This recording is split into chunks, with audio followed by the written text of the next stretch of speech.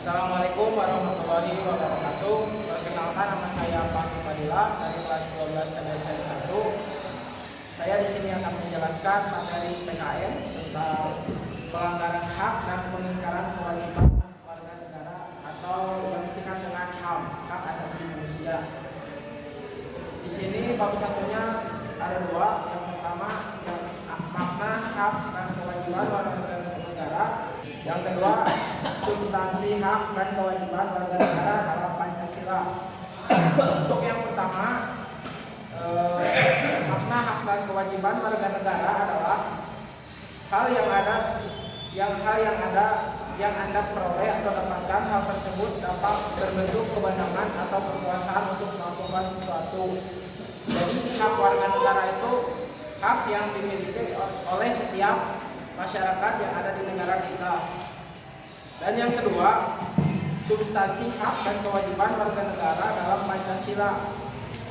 Contohnya adalah HAM yang terjadi pada diri kita sendiri ya. Dan hak itu wajib untuk kita miliki ya. Untuk yang pertama, hak dan kewajiban warga negara dalam nilai dasar-dasar sila-sila Pancasila. Ada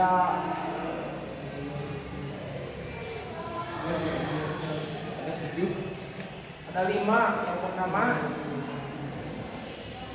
sila ketuhanan yang Maha Esa. 2. Sila kemanusiaan yang adil dan beradab. 3. Sila persatuan Indonesia. 4. Sila kerakyatan yang dipimpin oleh hikmat kebijaksanaan dalam permusyawaratan perwakilan.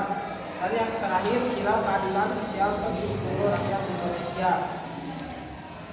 Untuk yang pertama, sila ketuhanan yang Maha Esa, contohnya adalah hak untuk kita beribadah dengan tenang.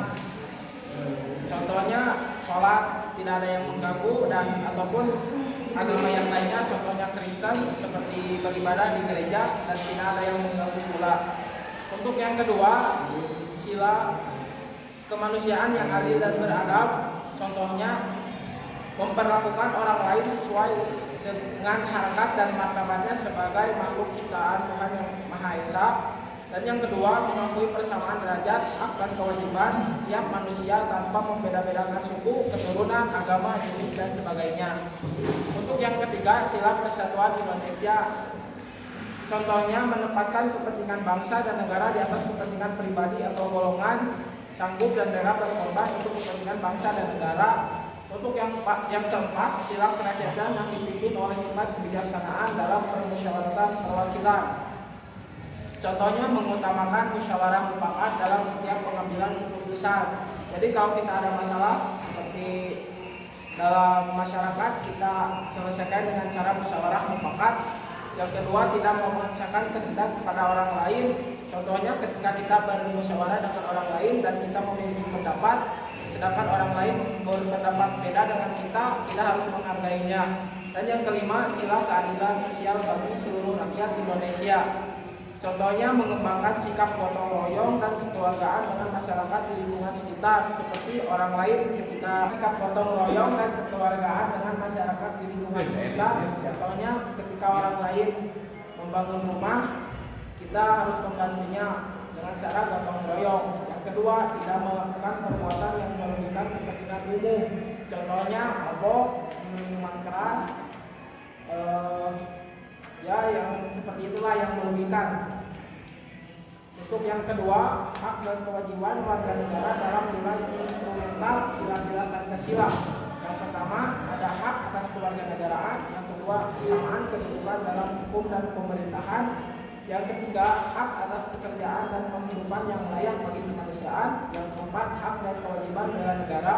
Yang kelima, kemerdekaan berserikat dan berkumpul. Yang keenam, kemerdekaan memeluk agama. 7, pertahanan dan keamanan negara. 8, hak mendapatkan pendidikan. 9, kebudayaan nasional Indonesia. 10, perekonomian nasional. 11, kesejahteraan sosial. Untuk yang pertama, hak atas kewarganegaraan, contohnya yang seperti tadi yang saya jelaskan di yang pertama. Untuk yang kedua, kesamaan kedudukan dalam hukum dan pemerintahan, contohnya ketika kita melakukan kesalahan ataupun presiden melakukan kesalahan, itu memiliki hukum yang sama dan tidak ada yang membeda-bedakan. Untuk yang ketiga, hak atas pekerjaan dan penghidupan yang layak bagi kemanusiaan. Contohnya kita dan orang lain punya hak untuk memiliki pekerjaan dan penghidupan. Untuk yang keempat, hak dan kewajiban bela negara. Untuk itu kita sebagai pelajar, untuk bela negaranya kita adalah belajar dengan giat dan disiplin. Dan untuk seorang guru, bela negaranya adalah memberikan ilmu kepada siswa yang sedang belajar. Dan untuk TNI dan Polri, bela negaranya dengan cara berperang. Untuk TNI itu keamanan, menjaga keamanan, dan untuk Polri itu menjaga. Untuk yang keempat, hak dan kewajiban bela negara. Untuk kita sebagai siswa, bela negaranya adalah dengan cara belajar. Yang kelima, kemerdekaan berserikat dan berkumpul. Yang keenam, kemerdekaan memeluk agama. Contohnya kita beribadah dengan tenang ya. Untuk 7, pertahanan dan keamanan negara. Dan 8, hak mendapatkan pendidikan. Kita setiap warga mendapatkan pendidikan sekolah dasar dan ekonomis. Yang 9, kebudayaan nasional Indonesia. 10, perekonomian nasional. 11, kesejahteraan sosial. Untuk penjelasan materi pelanggaran hak dan pengingkaran kewajiban warga negara, mungkin dicukupkan sekian dari saya. Wassalamualaikum warahmatullahi wabarakatuh.